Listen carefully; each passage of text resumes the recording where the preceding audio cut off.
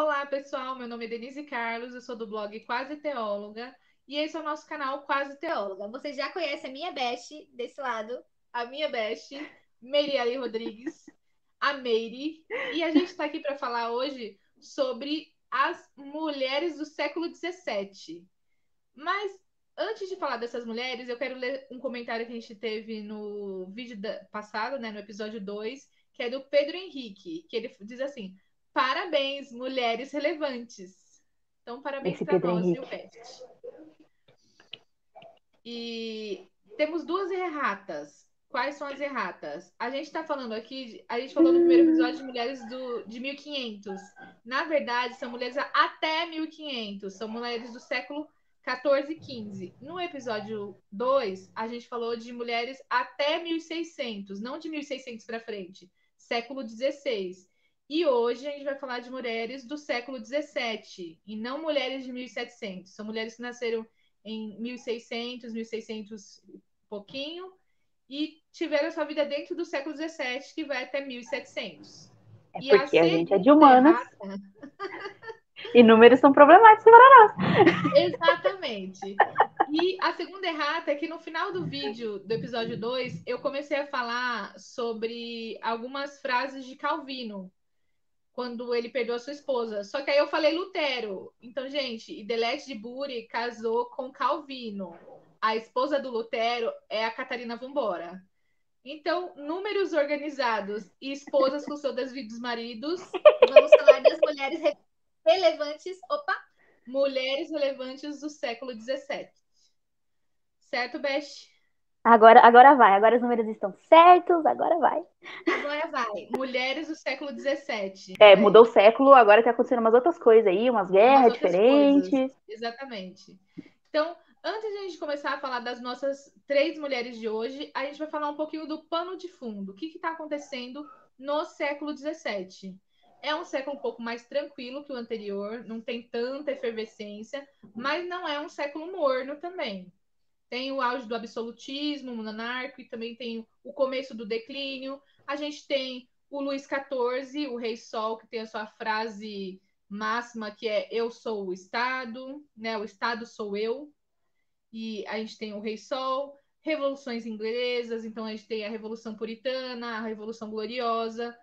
Temos uma revolução científica que começa desde o século XVI, vai até o século XVIII, a gente está no século XVII. Temos algumas figuras como René Descartes, John Locke, nesse período. Temos também a Guerra dos 30 Anos, que essas mulheres sofreram muita influência dessa Guerra dos 30 Anos. A gente vai ver um pouquinho quando a gente entrar na história delas. O que foi a Guerra dos 30 Anos? Foram 30 anos de guerra, católicos versus protestantes, mas o problema não foi só religioso, mas sim de territórios e poder. Então, tem uma série de coisas que envolvem essa história. É E sempre o multifatorial, estopim, né? exato, o estopim disso foi a defenestração de Praga em 1618, quando começa a guerra. O que foi a defenestração de Praga, Beth?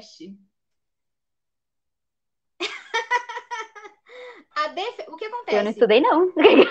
Foi O, mal, essa o, parte aí eu faltei nessa aula. o que acontece? O Império, ele foi sucedido por reis católicos e protestantes, boa parte deles católicos. E quando os Habsburgos, que é uma das famílias mais importantes desse período, ela ia ser sucedida, ela foi sucedida por Fernando II. Fernando II era um rei católico e ele começou a perseguir os luteranos. Então, ele mandou fechar templos, ele mandou queimar os livros da época, os escritos de Lutero, e isso revoltou muito os protestantes. Com isso, que eles fizeram? Entraram lá no parlamento e jogaram para fora da janela três do parlamento do Fernando II. Jogaram eles três pela janela. Ninguém morreu, mas isso foi o fim, porque eles pegaram os três Amo católicos, atentado né? terrorista de crente. Exatamente. E tacaram pela janela. E esse jogar pela janela é defenestrar. Por isso que ficou conhecido como defenestração de Praga. Ai, gente. Lembrando que no nosso primeiro episódio a gente falou lá da região da Boêmia, a região de Praga, onde começou, né, as pré-reformadores, John Hus, Anna Frimburg, todas as três mulheres que a gente falou no primeiro episódio, fazem parte aí desse momento. E isso foi o que aconteceu. Esse foi o pano de fundo do século XVII. Beth, tem mais uma coisa que você acha que a gente precisa citar? Eu acredito que não. Acho que dá pra gente ter dá pra gente ter uma ideia do que tá acontecendo. Não, lembrei de uma coisa. Que eu li em algum lugar que eu não lembro onde, fonte voz na minha cabeça, né? O que eu acho que é importante a gente, às vezes, falar do que a gente lê, né? Para o pessoal não quiser procurar ir atrás depois. Mas o posicionamento político das mulheres nessa época ele está um pouco mais forte. Então, as princesas e o posicionamento das mulheres ali no século XVII, elas começam a ocupar mais lugares. E a educação também já está um pouco diferente. A gente vai falar hoje sobre a Ana Maria, que vai ser a segunda mulher que a gente vai falar, e ela foi a primeira mulher, digamos assim, a primeira mulher mais cientista. Ela fazia mil coisas, assim, eu quero ser ela quando eu crescer, mas só até parte da vida. Já estou dando spoiler. Mas elas começaram a ter uma participação mais ativa. E isso é relevante para a gente citar nesse momento. Porque sempre houve essa oscilação, né? Como a gente viu, em alguns momentos do medievo, as mulheres elas tinham um posicionamento político mais forte, que elas perderam no meio reformado em alguns lugares, e isso começa, de certa forma, digamos assim, a ser recuperado ali no século XVII. Então, muitas princesas, muitas rainhas e mulheres que viviam na corte e tudo mais, elas tinham um papel mais pesado, um papel mais relevante. E isso é muito legal. E duas das nossas mulheres que nós vamos falar hoje, elas passaram diretamente pela Guerra dos 30 Anos e elas tiveram uma influência direta na forma como elas escreveram e na forma como elas viveram nessa Guerra dos 30 Anos, né? Acho que então, vamos à nossa primeira mulher. Suzaninha. Eu não vou falar o nome dessa mulher de novo. Você quer me jogar na fogueira, é isso que você quer. Você gosta de ver você gosta de me humilhar. Só porque eu não sei falar Lorante, fi. Sei, agora foi.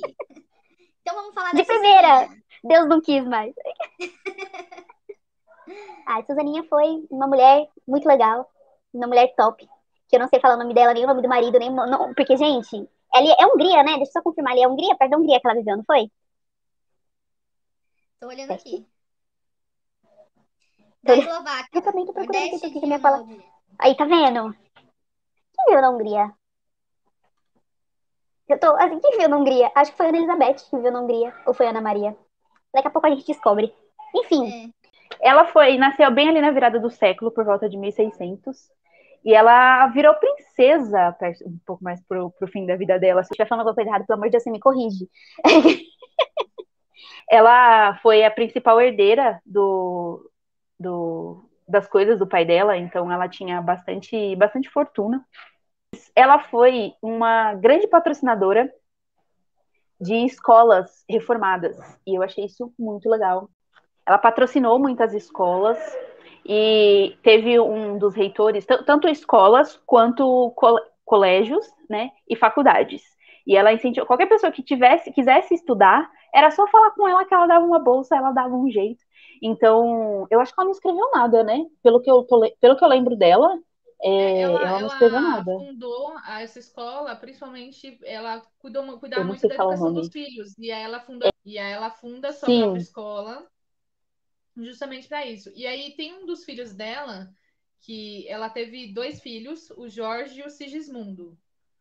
O Sigismundo, e esse nome é bem engraçado, o Sigismundo foi logo considerado pelo público protestante húngaro europeu como um farol político de esperança nas aspirações anti-Habsburgos, né? Lembra da família dos Habsburgos, que a gente estava falando da Praga e tudo mais, da Guerra dos 30 Anos? Um dos filhos dela foi considerado esse farol anti-Habsburgos. Só que a história diz aqui que esse filho dela, ele faleceu. E ele faleceu, a esposa faleceu, e logo em seguida o filho dela faleceu. E isso foi um duro golpe para Susana, porque ela tinha uma proximidade muito grande desse filho e não do outro. E aí o marido dela já tinha falecido, ela virou princesa porque ela casou com o marido, que era príncipe. E aí, depois de um tempo, ele faleceu, mas ela continuou sendo princesa porque ele deixou no testamento dele tudo para ela. Todos os poderes para ela, né? Então pensa assim, ela herdou todas as terras do pai dela, que já era uma família importante, apesar de não ser uma família real. E ela herdou a administração da herança do marido, que era príncipe. Então ela continuou sendo princesa, né? Ela ficou viúva e ela não casou de novo. E ela a faculdade, a escola que ela fundou já estava virando uma faculdade. E ela se tornou uma das mais importantes faculdades reformadas na região do Danúbio, região ali que eles estavam. Então, ela promoveu a faculdade por meio de expansão cultural, assumindo o salário dos professores. A biografia diz assim: Susana foi uma grande patrona das escolas e apoiadora dos alunos, a quem ela queria criar como mãe seu filho, como enfermeira de seus pequenos, para a glória de Deus e para o serviço de nossa pobre pátria. E aí continua dizendo que ela financiou, né, essa faculdade. E aí, quando ela chama Comênios, ela fala assim para ele: você vem em nosso auxílio na reforma da nossa escola e se exerça plenamente e apresente seus excelentes métodos que você já começou a espalhar entre as nações. Então, Comênios já era bem conhecido na época pelos seus métodos na área da educação. Educacionais, né? E aí diz E que, junto... graças a Comênios, em apenas alguns anos, a escola se tornou uma das escolas mais famosas da região. E diz que a princesa compartilhava a opinião de Comênios sobre a língua materna na sala de aula. Fundou uma escola para romenos reformados em sua propriedade. Então, além da escola, né, que já estava virando faculdade que ela financiou, ela abriu uma escola para os romenos. E aí, no regulamentos escolares, ela não apenas estipulava que a instituição educacional romena deveria ter os mesmos direitos que a húngara, mas também deveria ficar ao lado da húngara para que os romenos também pudessem aprender húngaro e húngaro-romeno. Além disso, os professores romenos e húngaros devem dar o exemplo aos alunos e honrar uns aos outros como irmãos. Então, ela não era xenofóbica. Ela aceitava, com certeza, os outros. Às vezes a gente brinca, né? A Rebeca estuda numa escola que tem muitos bolivianos. E eu acho isso legal porque é uma oportunidade de ela conhecer a cultura de outro país. Então, são muitos bolivianos na escola dela. E ela era muito caridosa, prezava muito pela ortodoxia. Então, foi uma mulher que incentivou muito os estudos. Apesar de eu não localizar nada que ela tenha escrito, ela incentivou o estudo e ela deu acesso a nobres e não nobres. Então, a escola dela não era só para riquinhos. Era para quem quisesse, precisasse, ela conseguia, por ela ter muitas posses, né, ela conseguia patrocinar muitas dessas pessoas que às vezes não tinham condições, né, ou para estudar, e ela acabava encaminhando para a universidade, ou para estudar, eu ia falar, ou para estudar no colégio ou na universidade, né. Então, eu acho muito interessante esse posicionamento de deixar junto, né, pessoas de nacionalidades diferentes, porque isso enriquece e eu acredito que isso fortalece também os laços cristãos, né, de que isso eu que estou especulando, assim, né, que é uma opinião pessoal, não tem nada na biografia dela que indique diretamente a isso, mas eu acredito que isso fortalece esses laços cristãos, que eles vão para fora porque nós somos uma família, né, a Communio Fideli, né, a comunidade dos fiéis, dos santos, eles são para além de fronteiras de línguas e tudo mais, né.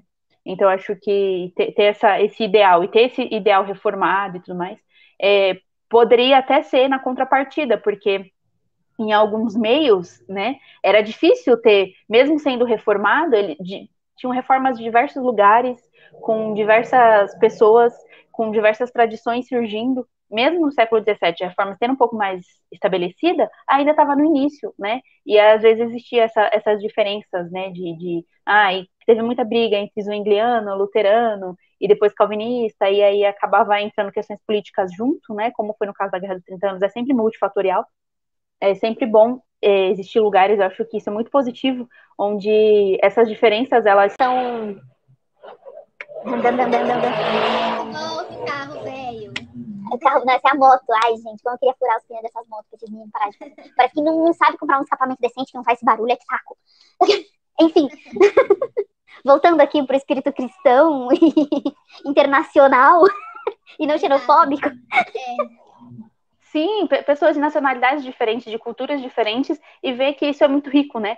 E isso é uma coisa que me chama muita atenção, exatamente porque, como eu estudo a Catarina, e ela tinha isso de pessoas diferentes, de lugares diferentes, de tradições diferentes, e apesar das suas diferenças teológicas, elas serem consideradas irmãos, eu acho que isso é muito sensacional, eu acho isso muito incrível.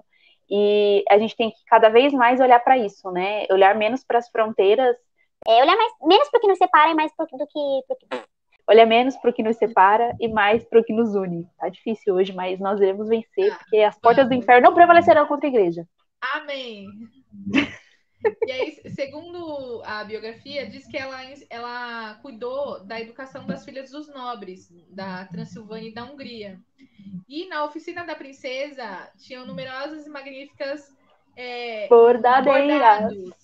Ela ensinava a bordar e ela bordava vários panos e os doava para as congregações juntamente com cálices elaborados da ceia do Senhor. Beth, ela é sua colega. É meu momento, Brasil. Encontrei uma bordadeira, entendeu? E eu acho muito legal que usa isso para... Porque, assim, a gente tem que pensar que ali é um pouco mais pro leste europeu. É um pouco diferente a estética deles, mais pro ocidente. Então, eles usavam peças, muita iconografia, para liturgia e para... Ai, gente, vai começar. Não tô acreditando nisso, não.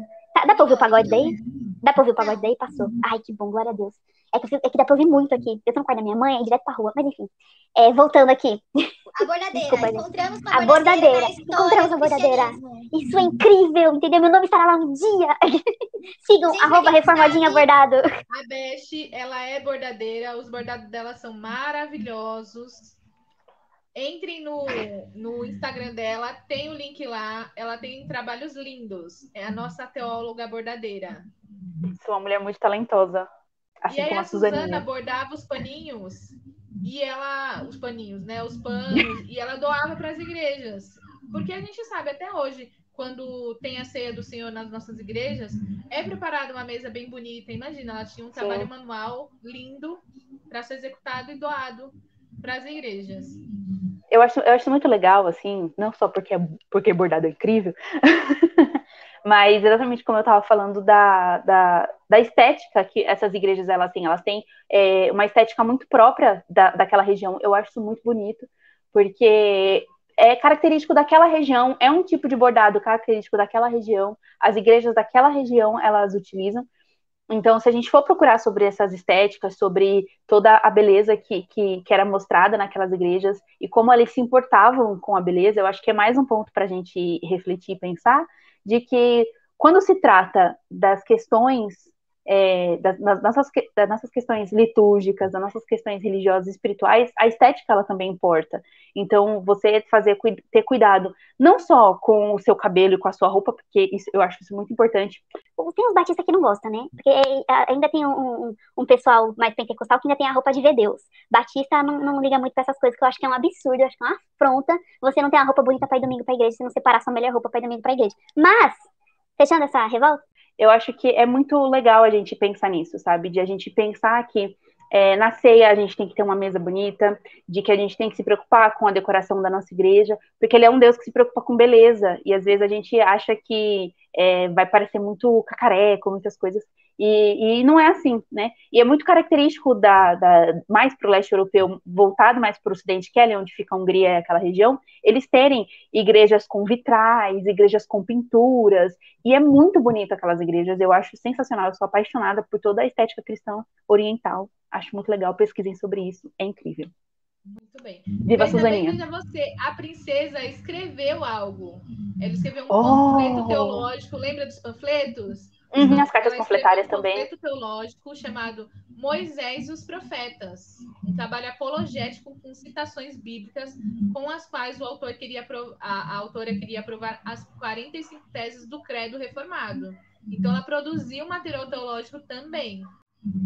E esse trabalho é significativo porque é o primeiro trabalho húngaro publicado impresso a partir da caneta de uma mulher. Então, é importante para a terra dela, para a região dela, e ela escreveu. Então, ela produziu material também. E uma diatribe católica anônima, escrita em 1642, sob o título Nova Transilvânia, atacou a princesa. Então, ao longo da história, a gente percebe que sempre tem alguém tentando calar a voz das mulheres ao longo da história do cristianismo. Mas nós estamos aqui para contar a história delas e não deixá-las morrer. Vamos dar voz para essas mulheres. E as escrituras provam, né, os escritos provam que a princesa, ela lia a Bíblia regularmente. E assim como o seu marido, ela considerou o estudo das escrituras religiosas importante dentre todos os outros prazeres. Então, assim, a gente vê que ela era uma mulher dedicada, ela ensinava os filhos, ela ensinava as filhas dos nobres, ela incentivava a educação, ela abriu escolas, então ela tinha recursos financeiros para fazer investimentos. E ela utilizava esses recursos financeiros, né?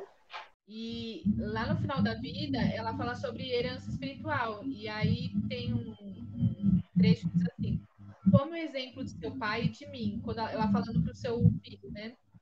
Tome o exemplo de seu pai e de mim, sua mãe. Além de graça de Deus, devemos nosso progresso no bem mundo apenas ao fato de que sempre nos esforçamos para avançar e proteger a glória de Deus, nossa fé cristã pura e verdadeira, de acordo com a nossa força e habilidade. Então, ela se refere a tudo que ela tem e toda a dedicação dela para proteger a glória de Deus. Então, ela compreende que tudo que ela tem depende de Deus e para que o seu filho continue seguindo esses passos dela e do marido. E diz que pouco antes de sua morte, Jorge declarou sobre sua esposa: com isso imploro perante Deus e seus anjos santos, que desde que o Senhor Deus nos uniu, não conheciam nem uma pessoa mais bonita, nem uma pessoa mais inteligente, rica e louvável, mas você. Então, um pouco antes da sua morte, o marido disse isso. Além disso, tem a fundação da Associação de Mulheres com seu nome em 1892. Até a sua dissolução pelos comunistas em 1949, a Associação Susana de Mulheres Reformadas de Budapeste apoiou os pobres com doações de alimentos, roupas e dinheiro, assumiu o ensino de órfãos, organizou escolas dominicais, cursos de cultura e programas de cultura infantil, publicou um jornal e fundou uma escola de diácono para professores e enfermeiros, bem como um hospital de diáconos. Hoje, várias escolas reformadas húngaras e associações culturais na Hungria e Romênia levam seu nome. Gente, que legado dessa princesa, ainda que ela tem um marido, né, viúva, ela deixou esse ensino. Então, imagina, ter várias associações, várias escolas ainda com seu nome que retomam essa história, né, tanto na Hungria quanto na Romênia, enquanto ela foi importante para os pequenos também. Certo?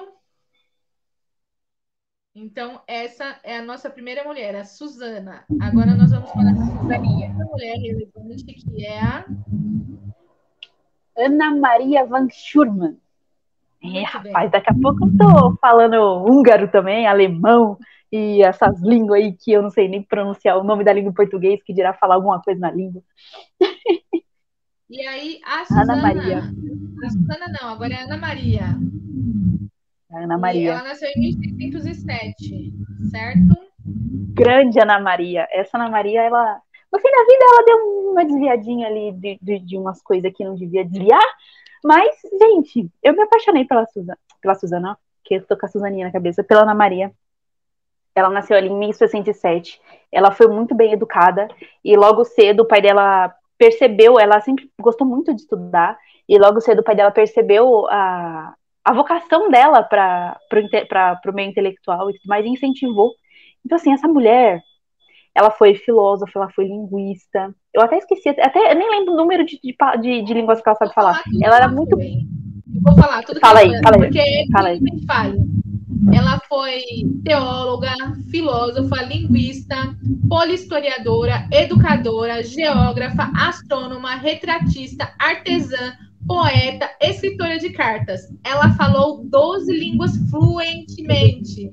Ela mesma escreveu mais de 20 pinturas e gravuras foram preservadas dela. Gente, essa mulher é demais. Bom, eu por enquanto sou teóloga e artesã. Eu sou publicitária e quase teóloga. Daqui a pouco, falta só 10 habilidades pra gente chegar aos pés ali da Ana. Só 10, Best. Só 10. Só 10.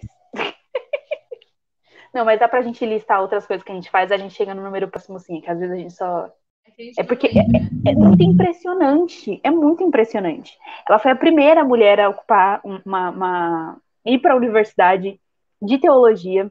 Ela ficava num lugar separado, ali meio presa, porque aquele bando de homem ficava, mas ainda assim era um passo. As mulheres elas simplesmente não podiam, todas, até então, todas as mulheres elas só podiam estudar teologia de maneira informal. E ela foi para a academia estudar teologia, sabe? Isso é muito legal, isso é muito sensacional. Ela fez de tudo e ela foi uma grande defensora das mulheres no meio científico. Uma grande defensora. Ela escreveu muito sobre isso. Ela se posicionou muito sobre isso. Ela brigou sobre isso. E ela é incrível, assim, até ela virar petista. Exatamente. E falar, não, antes dela virar petista, ela escreve algumas coisas assim que são muito legais de ler. Ela escreve cada ser humano as disposições para todas as artes, assim como na mulher. As mulheres estão bem em todas as virtudes, incluindo a ciência. Gente, essa mulher podia fazer parte da BC2, né? Ela podia... Eu pensei a mesma coisa. Da ciência. Não, eu lendo eu também. Eu falei, meu Deus, essa mulher devia estar disputando, né? Debatendo questões científicas com os meninos lá da BC2. Nossa, com certeza. E ela se é super bem. E eu acho assim, mais uma coisa que eu tenho que defender assim a nossa geração, que eu tô pensando aqui, que às vezes a gente olha por tanto de coisa que ela fez, mas a gente tem que pensar que o tanto de coisa que tinha, de conhecimento que tinha disponível naquela época, né, era menor. Então, era com muitas aspas, era mais fácil você ter mais conhecimentos em várias áreas, porque as áreas elas eram mais próximas, né? Não tinham tantas matérias, disciplinas, o que a gente chama de disciplinas autônomas, né? Então, tantas especialidades, né? Então, elas entravam na faculdade mais cedo, elas desenvolviam habilidades mais cedo, então, eu só queria deixar essa defesa aí para a nossa geração e dizer que com tanto de conhecimento que a gente tem, é difícil ser um monte de coisa, mas a gente consegue, a gente dá conta de fazer muitas coisas também, e é muito impressionante as coisas que ela fez. Eu fiquei, assim, embasbacada com a biografia da Ana Maria. Eu pensei exatamente a mesma coisa. Entrou na universidade em 1630. As mulheres só foram matriculadas como estudantes em 1900. Pensa, 1630 para 1900. Né? Então, ela realmente foi muito... Ela quebrou o tabu, né? Ela foi muito à frente do seu tempo. E como ela brigava e discutia com professores e com os reitores, e como ela batia de frente, assim, não, as mulheres, elas... porque, assim, a gente tem que lembrar que, por muito tempo, por mais que hoje em dia pode parecer meio absurdo, para algumas outras pessoas nem tanto, né, mas para mim é absurdo, as pessoas, elas acharem que as mulheres, elas tinham um intelecto inferior, que elas não tinham essa capacidade de aprendizado e de produção científica e acadêmica. E ela, mesmo ali no começo do século XVII, ainda era uma coisa muito século IX, século XII, que as pessoas às vezes discutiam algumas coisas assim sobre o intelecto das mulheres, e se ela estava dizendo isso, né, gente, isso com certeza ainda existia. E por ela ser pioneira, por entrar na faculdade, ali na universidade, na academia, ela devia sentir isso mais forte, né? Hoje em dia a gente não sei, eu pelo menos eu não sei qual foi a experiência da Dê ali fazendo teologia, mas eu não senti, por mais que as mulheres fossem minoria, eu não sentia muito essa diferença. Eu sempre ganhei muito respeito dos meus colegas homens, né? Mas eu sei que existem outros meios em que isso, infelizmente, não é realidade, quando há uma predominância masculina, né? Infelizmente. Imagina se você ser a única mulher. Na minha sala de aula também as mulheres eram minoria, mas havia muito respeito da parte dos meninos e eles várias vezes recorriam a nós, porque, querendo ou não, as mulheres da minha sala eram mais dedicadas que os meninos. Eu acho que isso é uma constante. Eu sempre pegava no pé, eu sempre falava, vamos estudar, a gente tem que fazer isso, tem que fazer aquilo, tem trabalho isso, tem trabalho aquilo. Então eu também tive muito respeito dos meus colegas homens. Então, eu vou perguntar pro Pedro e ele vai dizer como era, porque a gente sempre fazia trabalho junto. Pra você que não sabe, Pedro, meu marido, estudou com uma Beth, é por isso que eu conheci ela. E aí, a Ana Maria... A Ana Maria, já aos 14 anos, ela já se correspondia com um poeta estadista, né? Então, ela foi muito precoce, vamos dizer assim. Ela já tinha muito interesse nos estudos. Ela foi considerada... Ela já manjava do latim muito nova. Oi? Ela já manjava do latim muito, muito nova. Foi a partir da facilidade dela com o latim que o pai dela percebeu como ela era dedicada e ela tinha essa vocação. E ele foi dando corda para ela e ela foi que foi. Pois é, ela foi considerada a melhor latinista de seu tempo. Lembrando que ela falava 12 línguas fluentemente, gente. Então, ela tinha só mais uma. É só mais uma na conta. Eu sofrendo com o verbo to be até hoje.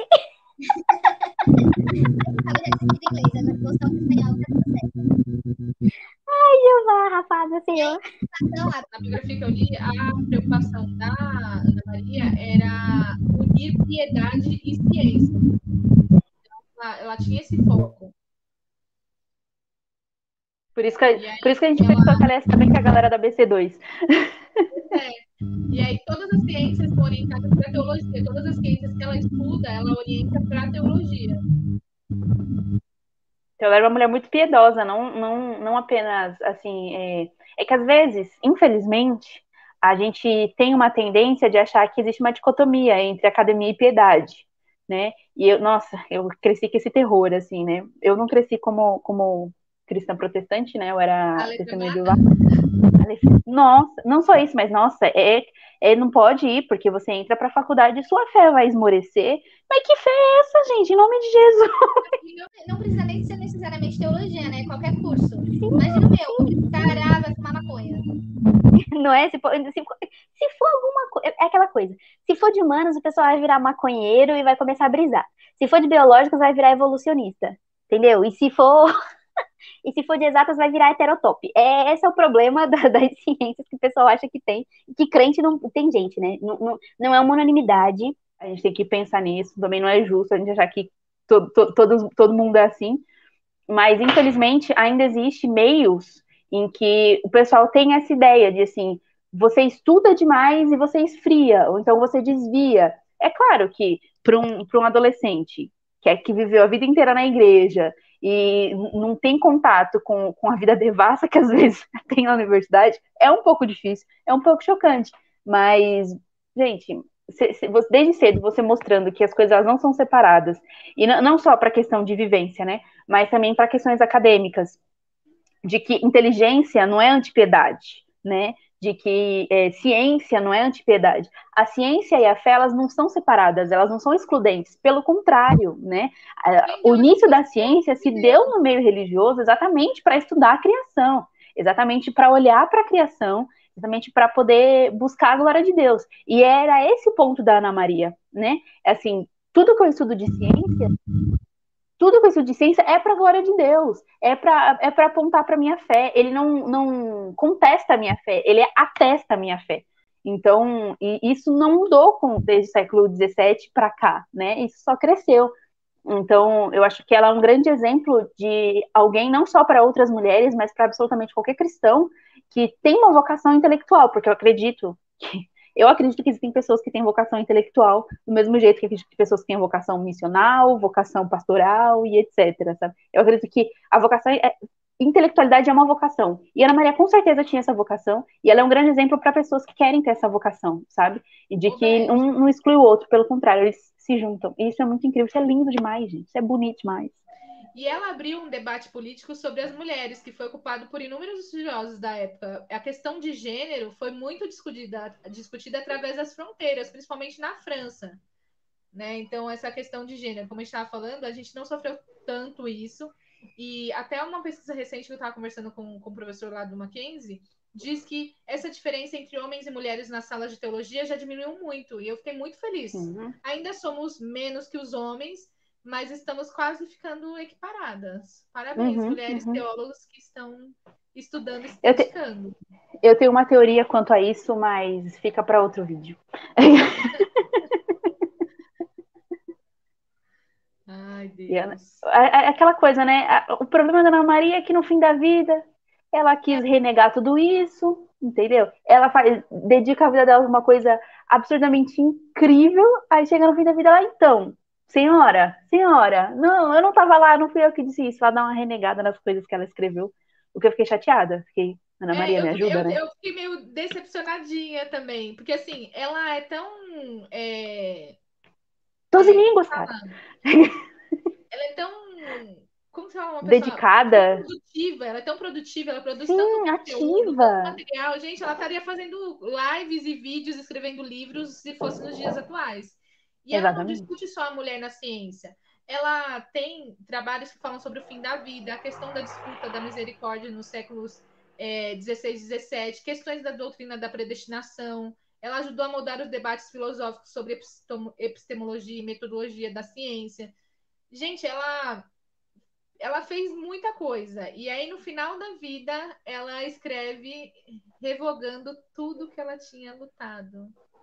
Desilusão. Falei, Desilusão. É porque assim, né? Infelizmente, o que a gente acabou de dizer, né? De que fé e ciência não são excludentes, vai para além da questão de gênero, sabe? A gente sabe que ser mulher é difícil, mas toda vez que eu penso num problema, eu penso em dois caminhos. Ou eu sento e reclamo, e fico falando disso, e choramingando, falando como é triste, como a vida é difícil, ou eu levanto e faço alguma coisa. Eu prefiro fazer a segunda opção, né? É por isso que eu escolhi estudar uma mulher na academia, é por isso que a gente está fazendo aqui, porque a gente vê que tem essa necessidade, a gente vê que isso está crescendo, e querendo ou não, a gente já está consumindo coisas que outras mulheres produziram, como no último episódio a gente falou bastante da Ruth Salviano de Almeida. Aqui no Brasil ela é pioneira, embora ela seja mais conhecida, eu acho que é muito importante a gente falar da Claudete Urich também, que ela é lá do Rio Grande do Sul. Hoje em dia, se não me falha, a Carol Bazo também, e a Carol Bazo ela não fala de mulheres, ela fala da história da igreja. Gente, se vocês puderem ouvir as aulas dela na The Pilgrim, se puderem assinar a The Pilgrim, assistir, ouvir, né, a série de aulas dela na The Pilgrim, é muito bom. E também tem vídeos muito bons. Ela falando, recentemente, não tão recentemente, veio à tona, né, a controvérsia dos escravos do Jonathan Edwards, e ela falou sobre isso. Então, assim, é uma mulher muito sensata, a gente tem que falar sobre essas mulheres, e que elas produzem coisa boa, e a gente tem que ouvir, consumir o que essas mulheres falam, não só porque elas são mulheres, mas porque elas são boas, entende? Exatamente. Isso independe do gênero. Elas têm propriedade no que elas estão falando. Sim. Não é só porque elas são mulheres que nós vamos apoiar. Nós apoiamos homens também. Existem muitos homens teólogos da atualidade que eu gosto, que são referência para mim. Mas quando eu descobri essas mulheres, Ruth Salviano e Carol Bazo, viraram minhas referências também, como mulheres. Eu tinha essa necessidade de achar mulheres que eu pudesse me espelhar. A gente vai agora para a Sim. outra Ana. Esse foi, inclusive, um dos motivos para eu buscar estudar mulheres ao longo da história. Muito bem. Ai, gente. A Ana Elisabeth von Schliessbusch. Essa ficou bonita, né? Schliessbusch. Espero que seja certo. Eu sempre acho que eu tô falando o nome dela. 99,9% das vezes eu acho que eu tô falando o nome de todo mundo errado. Mas é sobre isso. Mas tudo bem. A gente também não tem obrigação. Estamos no Brasil, nós vamos ler o jeito que a gente acha que é. Eu vou abrasileirar mesmo. E é importante ressaltar que a gente escolheu essas 3 mulheres, mas tem muitas outras mulheres do século XVII que também são relevantes. Sim. Nesse mês de outubro, a gente decidiu escolher algumas para falar, principalmente porque é um mês da reforma. Se fala muito dos homens, nós queremos falar das mulheres. Mas a gente, Reforma, dona do meu coração. É uma série que eu acho que vai ser eterna, Beth. A gente vai estar com, sei lá, 40 anos, 60 anos. Nossa, a gente vai estar com 40 anos, parece que vai ser, né? Parece que a gente tem 15, né? E a gente vai estar com 40 anos, meu Deus, 40 tá batendo ali. Eu tenho 23, tá tudo certo. Esses dias me deram 22. Nossa, eu fiquei tipo, para com isso, fala mais. Não, e eu espero que daqui a 40 anos ou 50 anos eu possa estar entrevistando você, entende? Para falar de uma mulher relevante. Ai, já pensou, cara, que lindeza. Eu acredito que nós estamos escrevendo uma história linda através desse canal e a gente quer muito que esse material chegue ao máximo número de pessoas. Então, se você está aqui ouvindo a gente, curte o nosso vídeo, se inscreve no nosso canal, compartilha. Quanto mais pessoas ouvirem isso, mais essa mensagem vai se espalhar. E a gente não fala só de mulheres, a gente fala de uma série de outras coisas. Mas vamos a Ana Elizabeth. Vamos, Schliessbusch. Isso aí. Eu aprendi a falar muitas vezes, me dá esperança de virar poliglota. Muito bem. Um dia, quem sabe, talvez. Que só a gente ia falar 3 línguas. Não, só um parênteses aqui. Tem uma moça lá na loja, que é a Suan, que ela é da Costa do Marfim. E ela fala 6 línguas fluentemente. Assim, super normal. Aí tem uma hora que ela tá falando em francês, outra hora ela tá falando em português. Aí outra hora ela tá falando em inglês com os filhos dela. E eu fico, mulher de Deus, como é que você consegue? Que isso, cara? Mas é porque tem a ver com a cultura também, né? Ela vem de um lugar em que existem muitas línguas, e então é normal na infância eles falarem 2, 3 línguas ao mesmo tempo e acaba gerando uma facilidade pra falar outras línguas. Incrível isso, né? No Brasil a gente vê essas culturas também. Começa a falar tupi-guarani também aí com as crianças. Fechou. A Aninha, Slishbush. Agora que eu tô falando Slishbush, igual quando eu aprendi a falar Argula Grubar, eu queria ficar falando Argula Grubar, Slishbush. Aí fala errado. Aí eu falo errado, das 3 vezes que fala errado 2, mas a gente se apega na primeira vez que a gente fala certo, tá tudo bem. É sobre isso. Fechou. A Ana nasceu em 1626, ela é a última, ela é a mais novinha das mulheres que nós estamos falando. E ela sofreu muito É a nossa caçulinha diretamente de hoje. a Guerra dos 30 anos, né? A Ana foi salva fugindo, né? Onde viveu com parentes por 4 anos, porque o pai dela foi pra guerra. Então ela sofreu diretamente as questões da Guerra dos 30 anos, sobre a história da vida dela. E a Ana, a Ruth falou numa live dela que essas mulheres gostavam muito de casar. Casar, morria, o marido dela casavam de novo, parecia que um contava pra ela, aquela lá é boa, pode casar. É isso mesmo, foi assim que Calvino casou com a Idelete. Pois é, ela casou primeiro com um barão escocês. E aí depois esse barão morre e ela casa com outro barão, gente. Ela gosta de casar com barões. E ela foi essa que ficou casada, 14 anos com um, 14 anos com outro. E teve 4 filhos e 3 morreram. Exatamente. E é essa aqui, e esse último barão que ela casa que dá o sobrenome dela, o Slishbush. Aí, ó, rapaz. Evoluiu, rapaz. Entre as mulheres de hoje, ela que teve, não só de hoje, mas da época dela, ela escreveu 5 volumes de escritos teológicos. Então, assim, a gente vê, acho que a Ana Maria, que a gente falou anteriormente, ela produziu bastante escritos acadêmicos e debates e tudo mais. Mas a Ana Elizabeth, ela produziu para os filhos dela, ela tinha uma preocupação de escrever para os filhos e para os netos dela, e foram 5 volumes, então, assim, era muita coisa para a época, eram feitos para uma mulher escrever tanto naquela época. Assim, a gente vê algumas mulheres. Os autores escreviam 1 ou 2, né? E ela escreveu 5 sim, tinha uma das obras, ela escreveu 5 volumes. Era uma teologia prática, eles chamam de teologia de edificação, né? Era muito prática, era coisas do dia a dia. É o que, digamos, coisas devocionais que a gente chamaria. Ela viveu tempo pra caramba, morreu em 1706. Nossa, viveu mais que nós. Isso dá quantos anos? Pra mim é muito. 80. Deixa eu ver quantos anos dá, porque a gente não lembra, a gente não é de exatos. Não, eu tô falando que ela viveu 80 anos, segundo as minhas contas. Eu não sei se tá certo, a gente pode ir confirmar na calculadora depois. Ela nasceu em 1626 e morreu em 1706. 80 anos. A Ana Elizabeth, eu ia falar Ana Maria, porque é muita Ana. A Guerra dos 30 anos, ela influenciou diretamente a vida dela, principalmente na sua educação, né? Os pais dela, como nobres e tendo posses, eles conseguiram dar para ela bastante educação, né? Mas a gente não tem muito mais informação sobre ela, além dos volumes que ela escreveu. A gente não sabe, por exemplo, quantas línguas ela falava, qualquer coisa assim, mas pela forma como ela escreveu.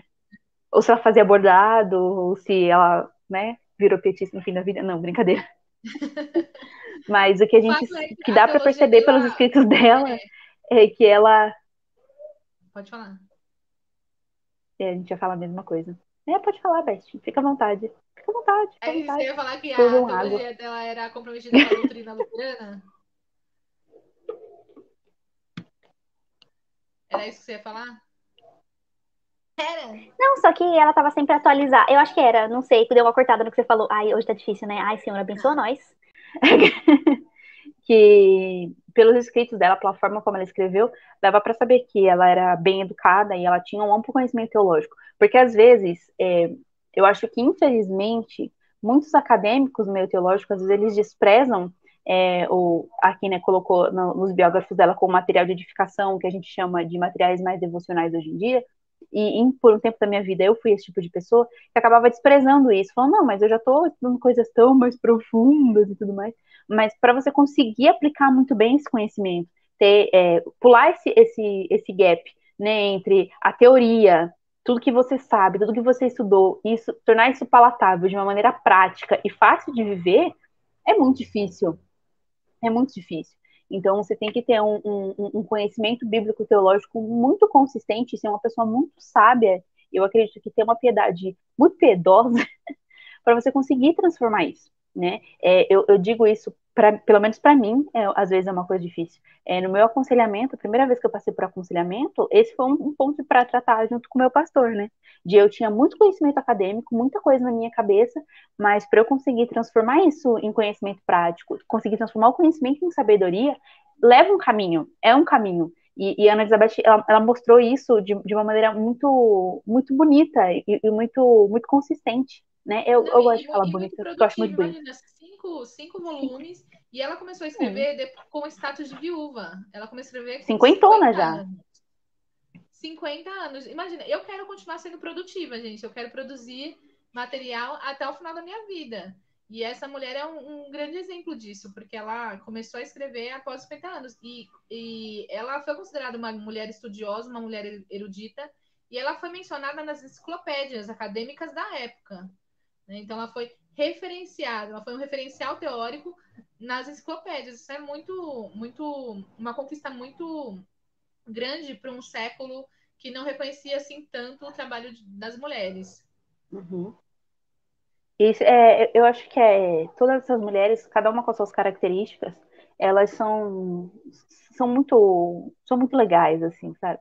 Eu acho muito interessante ver os desafios do seu tempo, sejam esses desafios por questões de gênero, por questões de guerra, por questões de acesso à informação, por questões intelectuais. Então, todas as mulheres, elas enfrentaram os seus desafios. É claro que essas mulheres, elas não são perfeitas, e é claro que, com certeza, elas cometeram erros enfim, elas não são super mulheres incríveis. Às vezes a gente olha com muita paixão para as pessoas do passado e a gente, às vezes, esquece que elas eram gente como a gente, né? Carne Que e fica osso com como nós? raiva, que joga os amiguinhos pela janela. Foram Veja pessoas bem. protestantes que jogaram Ai, os gente, amiguinhos pela janela. meu lado violento tá assim, uhul, vai lá. Mas o lado crente fala, não é bem assim, a gente tem que dar outra face Não e fira o tal. pneu Aí do você fica. colega, da moto do Não colega. fira do randandan do bairro, né, gente? É um conflito, gente. Paulo estava certo quando ele disse que a carne milita contra o espírito, porque o negócio é assim mesmo. E eu acho que não só para essas grandes mulheres do passado, mas para qualquer pessoa, sabe, qualquer herói da fé e tudo mais, a gente sempre tem que lembrar que eles eram pessoas tentando viver a sua fé, tentando viver a sua vida com seus próprios desafios. E a forma como essas pessoas superaram esses desafios, elas têm que ser exemplos para nós. E que a gente temos os nossos desafios do nosso tempo, que talvez essas pessoas não soubessem lidar da mesma forma como nós não saberíamos lidar com os desafios dos tempos dessas pessoas. Imagina, perder 3 filhos logo na infância, ai, gente, por Não, e questão de saúde e tudo passar mais. por um período de guerra, né? Um período de guerra. Uma das partes dos livros, né, que ela escreveu, ela fala muito exatamente do que você falou, da transformação da leitura bíblica ou do academicismo para uma coisa prática. Então, ela envolve os eventos importantes da família, como casamento, gravidez, batismo, frequência escolar, estudo, viagem, morte de filho, pai e cônjuge, foram motivos de oração. Ela tem um compilado de orações dentro desses volumes que ela escreveu. Então, às vezes, a gente tem o conhecimento, mas não consegue transformar em prática. É igual a gente ter uma ideia, mas não colocar ela em prática. Sim. Né? Fica muito abstrato, não fica palpável, assim, sabe? Não fica palpável. E eu acho que por isso que é importante a gente ter uns aos outros, né? Porque a gente tendo uns aos outros, a gente consegue, essa transição, ela acaba sendo um pouco mais fácil, né? Esse conhecimento consegue se tornar prático, e às vezes exatamente você falar para alguém e você aplicar isso na vida de alguém ajuda outras pessoas e você consegue fazer isso com outras pessoas mais facilmente. Então, acho que a Ana Elizabeth ela foi uma super mãe, assim, eu imagino ela uma mãezona, uma super avó, que eu imagino ela sendo aquela senhorinha da igreja que a gente vai pedir conselho, sabe? Essa senhorinha da igreja Essa mesmo, é que eu a Ana imagino sendo a Ana Elizabeth. Elizabeth. As obras dela ajudaram a pessoas que foram afetadas pela guerra a lidar com crise social do período pós-guerra. E isso intensificava a piedade pessoal, né? ela tinha esse cuidado. As obras dela também não pensavam apenas só na família dela, mas ajudou muita gente nesse período pós-guerra, que eu imagino que seja muito difícil. A gente não passou por uma guerra, mas a pandemia foi, de certa forma, uma guerra. A quantidade de mortes que nós tivemos, né, as formas que a gente teve de reclusão e etc. Era um momento Os desdobramentos psicológicos, políticos, econômicos, assim, afetou muita gente de muitas maneiras, né? Exatamente. E essas três mulheres, elas são muito inspiradoras, assim como todas as outras que a gente vem falando, e ainda tem muito mais para falar. Como eu falei, Mulheres Relevantes eu acho que é eterno, viu, Beth? Essas foram as nossas mulheres relevantes do século XVII, porque agora até nós estamos 1700. organizados. Até 1700. Então, mulheres relevantes do século XVII. Se você gostou desse vídeo, dá um like, compartilha. Se inscreve no nosso canal, porque a gente tem novidades, tem aí outras séries, nós temos sermões, nós temos aulas, mais novidades virão. A ideia é que a gente tenha algumas lives. Eu pedi para que vocês sugiram temas lá no meu Instagram. Então, vai lá no meu Instagram, sugere temas que a gente vai buscar, vai estudar para a gente conversar aqui. E é isso. Muito obrigada, Beth, porque é sempre um prazer estar com você, mesmo que virtualmente. Denise Carlos. E esse é o canal Quase Teóloga. Vou começar de novo porque eu preciso falar do blog primeiro. Vai pro final do vídeo. E eu não sei onde coloquei os banners, peraí, aqui. Eu tentando arrumar minha postura, porque eu tô sentada no banquinho, não na cadeira. Tá fácil não, Beth. Tá fácil não. Pois é. E já se acostume, vão te chamar de Beth. Você vai ser a melhor amiga de todo mundo. Os lugares que você me coloca, né? Pois é. Dá uma olhada na sua internet, porque você tá assim, telegrafando pra mim. Eu ouço de mim, mas eu não ouço. A sua imagem não tá junto. Você tá me ouvindo? Você tá dando uma travadinha. Então, você também tá dando uma travada. Eu acho que é aí. Caiu. Mas agora mas eu parei de... Você parou de me ouvir onde? Não deu pra pegar tudo. Só tava assim meio telegrafando. Mas eu acho que deu pra pegar tudo. Minha fala mais bonita de hoje. Não, mas deu pra pegar tudo. Só a sua imagem tava meio assim, ó. Mas, ok. Tava meio robô, mas o seu áudio tava bom. Então tá tudo que importa. A minha beleza foi prejudicada, mas o que eu tinha pra dizer é isso. O que você tinha pra dizer foi dito. E ela Ana... foi a que nasceu depois. Pode começar, eu deixo você falar, fica à vontade. E a Ana, após a morte do seu segundo marido, agora eu já não sei mais o que eu ia falar. Tela azul. Ela, dentre as nossas mulheres de hoje... Quer que eu fale um pouquinho? Pode, por favor. Ai, que susto!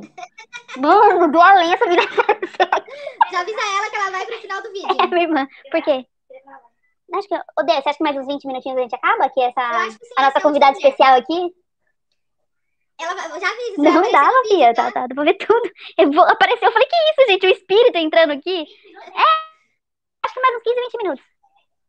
É isso aí. Pelo amor de Deus, que susto, cara. Você vai aparecer no nosso canal hoje, viu, Fia? Estrela. Vou dar um beijinho. Sai daqui, minha filha. Ai, nossa, caiu. Sua imagem travou. Ai, gente, socorro. Enfim, até esqueci o que eu tava falando da mulher. Ai, Jesus. Me ajuda, Senhor. A gente tava falando. Ai, meu Deus, ela morreu quando, né? 1700. A Beth caiu. Vamos aguardar ela voltar. Ainda bem que não é live. Voltou.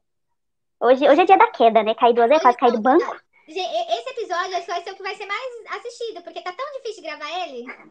Pelo amor de Deus, gente. Pelo amor de Deus, o mínimo que eu mereço é um like de vocês, tá? Se vocês seguirem minha página de bordado, é o mínimo que eu mereço. E eu vou colocar aqui, é o arroba da página de bordados da Beth.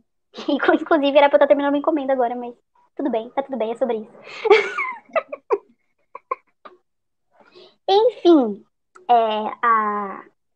Segura chupa essa manga. As portas do inferno não prevalecerão contra a igreja. Não. A gente pisa na cabeça de Satanás. Ai, Deus. A minha filha tem hora. Tá explicando o que é pentecostalismo. Ai, gente, mas piadinha a gente sempre faz. A gente sempre faz. Não só com os pentecostais, mas como os Os sorveterianos. reformadinhos, exatamente. Entendeu? Com as missas que o povo chama de culto. Amo todo mundo. A nossa cerca, ela é baixinha justamente pra gente enxergar o do vizinho e tentar ver coisas boas e coisas ruins e coisas engraçadas neles. Ou pra Ai, fazer eu faço igual, piada ou pra não fazer mais. eu faço piada com todo mundo, não vou fazer inclusive. Tem um irmão da minha igreja aqui, ele me vê e já começa, eita! Eu falei, ô, Glória! Mas enfim, gente,